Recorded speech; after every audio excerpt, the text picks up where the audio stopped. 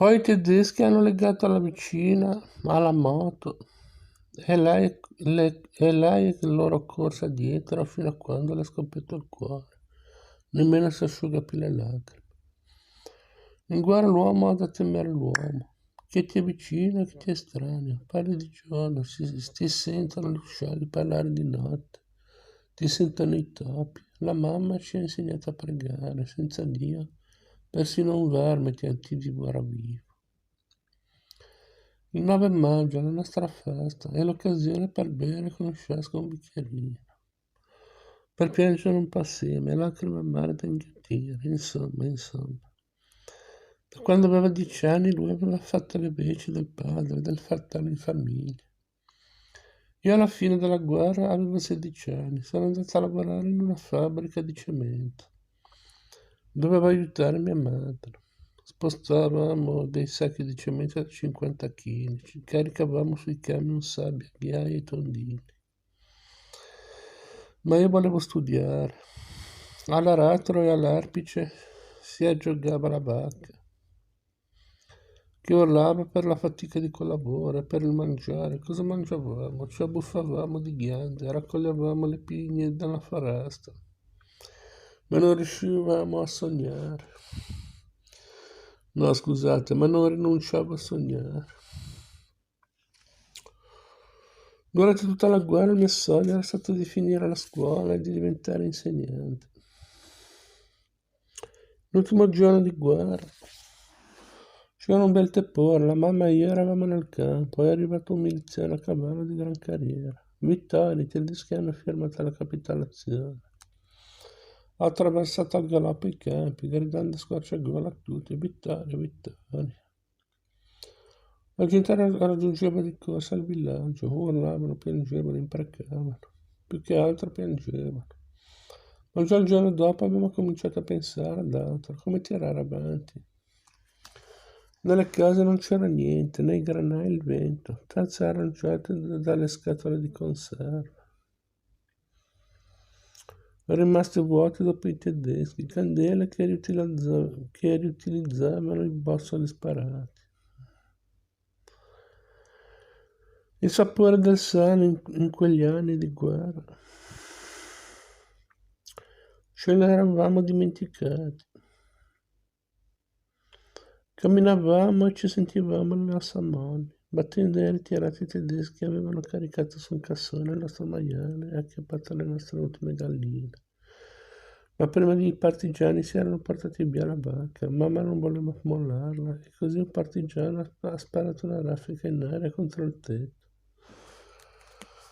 Hanno infilato in un sacco anche la macchina da cucire e i vestiti di mamma. Ecco, erano partigiani o banditi armati. Insomma, non c'entra voglia di vivere, tanto più quando c'è la guerra. La guerra ti insegna un sacco di cose. Non c'è barba peggiore dell'uomo, e l'uomo a uccidere l'uomo, e non la pallottola, l'uomo, un altro uomo come lui, cara la mia ragazza. Mamma ha fatto venire un indovino, ha predetto, andrà tutto per il meglio, ma non avevamo niente da darle per il disturbo. Mamma ha finito per scovare 2 bitole in cantina, era sollevata e anche l'indovino se n'è andata incontenta. Sono andato a iscrivermi come sognavo all'istituto magistrale. Per essere ammessi bisognava compilare un questionario. Mi ci sono messa e ho trovato anche questa domanda. Lei o qualcuno della sua famiglia siete stati presi prigionieri o avete vissuto in zone sotto occupazione? Io ho risposto, sì certo, la nostra regione è stata occupata. Il direttore dell'istituto mi ha convocato nel suo ufficio. Ragazzi, riprendete i documenti. Era un veterano senza un braccio. Aveva la manica vuota e così ho saputo che noi, tutti quelli che si erano trovati sotto l'occupazione, eravamo elementi poco raccomandabili, sospetti. Nessuno ci diceva più fratelli e sorelle. Ci hanno messo 40 anni a sopprimere dai questionari quella domanda. 40 anni. Intanto la mia vita era andata. E chi ci ha lasciato in balia dei tedeschi? Piano, figliala, piano, aveva detto il direttore, chiudendo la porta perché nessuno sentisse. Piano, piano. opporsi al destino.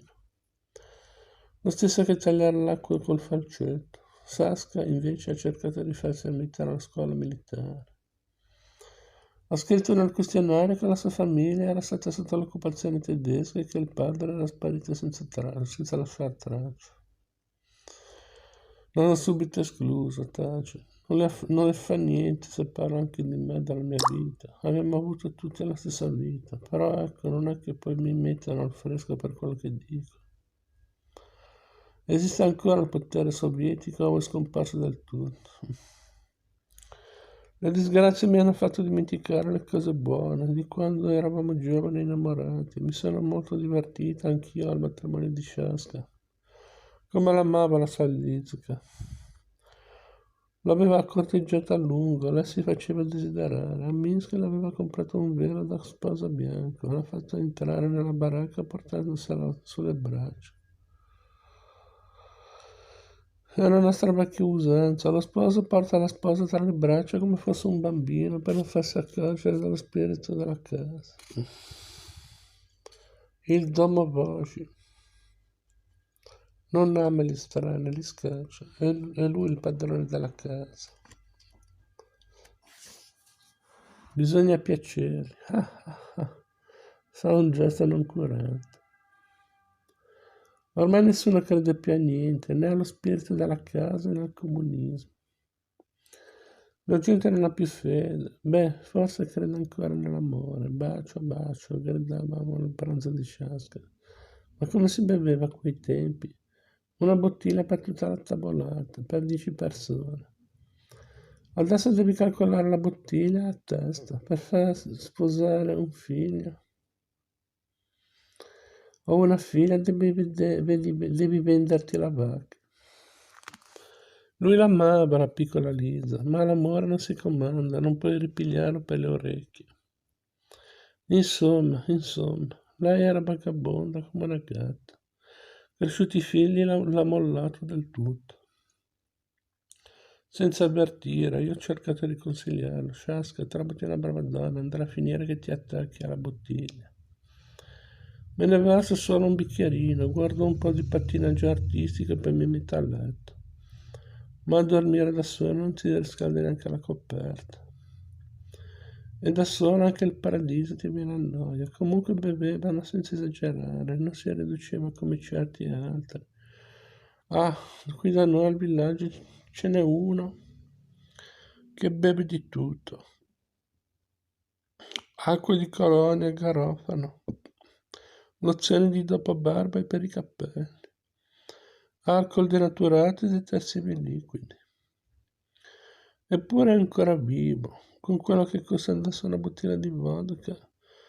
Un tempo ci compravi il cappotto e per mangiare mezzo chilo di salame costa la metà della mia pensione. La libertà la si mangia, la si beve la libertà. Un paese come il nostro e l'hanno dato via, una grande potenza, senza sparare un colpo. Però c'è una cosa che non mi entra in testa. Come mai nessuno ci ha chiesto niente? Io ho lavorato tutta la vita a costruire un grande paese, come ci dicevano, questo promettevano. Ho abbattuto alberi, ho portato a spalle traversine ferroviarie. Mio marito e io siamo andati in Siberia. Nei cantieri del comunismo, ricordo i fiumi, Enisege, Birigia,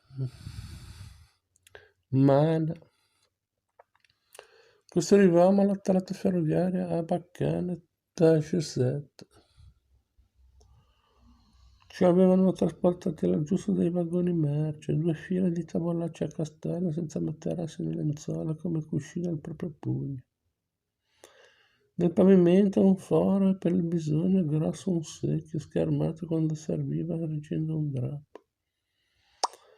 Quando il convoglio si fermava in mezzo ai campi si raccoglieva più fino che si poteva il nostro giaciglio. Nei vagoni non c'era illuminazione, ma abbiamo cantato canzoni come somaliane per tutto il viaggio. A squarciagola abbiamo viaggiato 7 giorni.